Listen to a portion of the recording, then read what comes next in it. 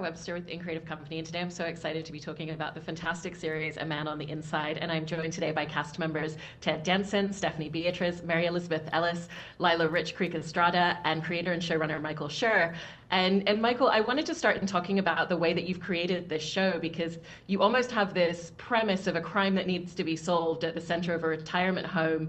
And then what the show really ends up being about is characters who all just interconnect and want to feel a little bit less lonely in the world and more connected to the people around them. And I was curious how that actually really shaped a lot of the way that you approached writing this. Well, yeah, that's what I loved about the documentary, The Mole Agent, that it's based on, is it's got this very big, funny premise to it of an 80-something-year-old guy who takes a job and becomes a private investigator, which is very silly and funny. But the point of the documentary is not whether he solves the case. The point of it is that his life had been kind of getting smaller, and his wife had passed away, and he didn't really have a sense of purpose. And by taking this job and meeting the people that he meets and interacting with them, his life sort of like started to expand again. I remember thinking it was like a loaf of bread. Like when you bake a loaf of bread in the oven, the whole thing sort of slowly gets bigger. And it was a very beautiful metaphor to me of what happens when you find a community, find people you care about, and how it can help you and help them and help everyone. So that was the draw for me. I think every great TV show at some level is like a Trojan horse, where there's like a hook that makes people watch, but then secretly it's really about something else. And you just sort of explained very, very well what the Trojan horse of the show is, but then what it's really about in the end. I love that. And, Ted, with your character, obviously he's feeling a little bit stagnated since the passing of his wife, but we also get the sense that he's just always been a little bit more inward. He hasn't gotten properly drunk since a Jackson Browne concert in 1975. And he talks about how he never would have had the guts to talk to his wife when he first met her if she hadn't grabbed his arm to avoid someone. And we get to see him almost experiencing certain things and being more outside of himself for the first time by adopting this persona. And so how did you want to just gradually find the ways that he cracks himself open? Well, this is probably sneaky of me, but it's really following the path that he leads with his words, to be honest. But I can imagine what it's like. I'm so in love with my wife, married, that I can barely imagine what it would be like without her, but that's what actors do when you play what if in your head. So I understand the shutting down, but then I also understand kind of the glee of, wait a minute, I have license now to be a spy, and that silly, that love of doing something new, wanting to be good at it, and really being terrible about it. And then listening to people's stories, slowly listening to more of the community and what's going on with them. And that was also obviously in the documentary, that the mystery became almost never mind. I mean, there are times where Lilah, who plays, the private detective, would say, "Where are you? You got to do this," and I would lie to her because I was more interested in the friendship that I just made with somebody and wanting to be with them. So really, it's following Mike's words and playing with amazing actors. I had nothing to do with it. You can't blame me. I think you had a lot to do with it as well. Stephanie, there's something about Dee Dee in that it feels like she's so attuned into understanding not just people's emotions, but where they're coming from. There's that line that she talks about, people respond to bad news in different ways. Sometimes they smoke cigars, sometimes they get angry about things. And I was curious about just playing this character who's really good at reading people, but who also always takes the time to dig beneath the surface and understand why they're feeling the way they're feeling or doing things, and how that shaped a lot of the ways for you that she interacts with all the residents. I think all actors, whether they mean to or not, are constantly looking around at other people and trying to figure out maybe what their internal motivation for something is, or like why they've chosen to do something a certain way, why they've chosen to get that haircut or wear those glasses, or chosen that pair of shoes. It's like everything is a little clue about who somebody is. And Dee Dee is this really very intense soft version of that, right? It's like all of that smartness kind of encapsulated in this very delightful persona who is there really, like, truly one of her biggest jobs is to make the people in the retirement community feel safe and comfortable and happy and understand that this part of their lives can be really rich and fulfilling and full of fun and joy. And at the same time, she needs to be almost one step ahead of people and reading them at all times. I think she does a really good job of reading Charles in particular because he's so uncomfortable when he first enters Pacific View. And she does her best to sort of lay the groundwork that allows him to feel like he can be himself in that space, and subsequently allows him to be a better spy, unbeknownst to her at the time. And Mary Elizabeth, you know, for your character as well, there's this element of having lost her mom, and she brings up several times the fact that the day after her dad just packed everything up and she's never really been able to connect with him or talk about it. And what was the space for you that created in her in terms of probably not having been able to process her own grief and move on in certain ways because she hasn't been able to share it with the person that knew her mom the most? Yeah, I mean, I think, you know, what we discover is that there was a lot going on that she wasn't privy to in the relationship between her parents. And we try to protect our family members from pain, especially our children. I have an almost 13-year-old. So I do really understand where my character is in her life. You know, her parents getting older, also taking care of her children, the sandwich generation, as they call it. And, you know, I think we try to protect our family members sometimes to our own detriment and to their detriment because it makes me think of a cross stitch that my mom made that was hanging on our wall, which is a joy that's shared is a joy made double, a sorrow shared is but half the trouble.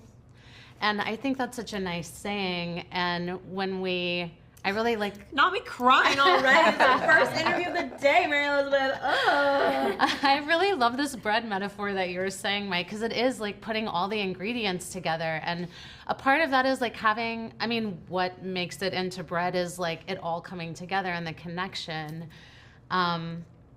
So really getting to play in that space was what was so nice for me, you know, that we have these walls up and then as they slowly break down and we make more and more connection with the people that we love, and getting to play that with Ted and we get some really beautiful emotional scenes together, and getting to make a comedy that also has that like depth was just so exciting. Thanks, Mike. Yeah, thanks, Mike.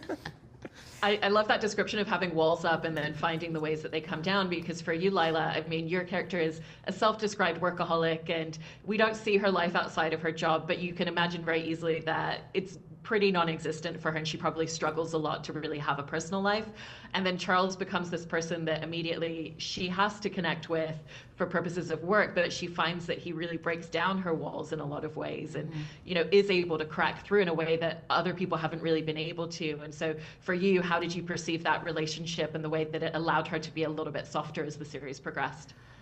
Well, I loved it just because, yeah, she's so in control and knows what she's doing. She's a boss at what she does and doesn't really have to give her power away to someone else, you know, a lot. And I just think it's so cool to get to watch her arc that way, where she has to work with Charles and she has to mold herself. And he's so charming and lovable and lovely that she's not a monster. Like, how are you not going to soften with Charles just like bonking around, trying to be a spy? Like, it's so good. So I just loved getting to play that arc, and without losing her fierceness and like her toughness and her boundaries. But I also think like that's been inside of her, but it just takes a special person for her to let them see it. And, you know, what better person than Charles, I think. Mike, there's also something really beautiful about the thing that Charles wants most in the world not being anything really big and really grand. It's that he just wishes that he could walk his wife to the dog park to look at dogs together, because that was something she always loved doing. And how did that idea of, like, it's actually really just the small touch points in life that can be so important really shape a lot of the elements of this show for you as well? Well, that was the design of the character. Was he kind of lucked out? You know, he was a little pool ball bouncing around the pool table, and he accidentally knocked into the perfect other pool ball, and they stuck together. And he, you know, you see it in the very first scene where he's talking about, when you see him in a flashback to when on the day they got married, where he just says, the second I met her, I knew this was the person that I wanted to grow old with.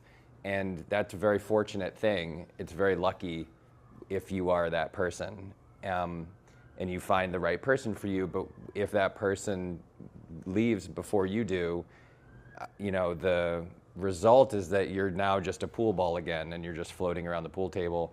And I really thought that the key to the whole show, because I think this is the key to the documentary, is he has shrunk down to this little tiny acorn of a life and has decided, like, I'm not going to be an oak tree anymore. I'm just going to be an acorn, and that's okay. And then for whatever reason, in this case, it's the combination of his daughter saying, like, you need to find something you're passionate about, and him just at the right moment seeing the right ad in the right newspaper, and just for some reason, something very deep inside him knew, like, I need to do something like this. The story of a person who takes a little tiny risk like that and then finds incredibly meaningful, long-lasting emotional bonds are created because of that decision.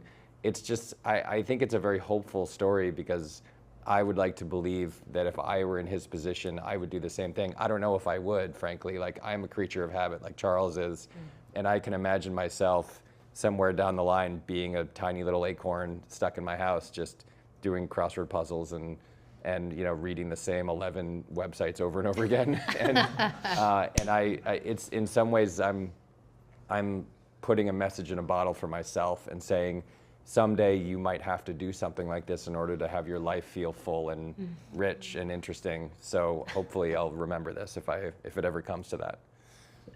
I love you. Yeah, also, we have your phone number, so Yeah, not mine going to too. They'll be happen. in Sorry. mention. Great. Yeah. Great, Kids thank are you. gonna come in. Ted and Mary Elizabeth, there's something so beautiful in the love language between your characters and the way that they really understand each other. And, you know, they're in this space of struggling to maybe talk about their emotions together earlier on, but they both understand that when the other one talks about logistics, that's a way of expressing love. You know, when he's giving her all of this, like, you want to take this route, you want to drive this way, and she's like, I love you too, but then you also get to do it in reverse. And so I wanted to ask about, building a relationship where you're playing these characters who maybe don't have the big conversations out loud, but they still have that language with each other underneath. You know, we were kind of fortunate that we shot many times, not always, but in order. And I think you and I got to shoot our relationship more or less in order.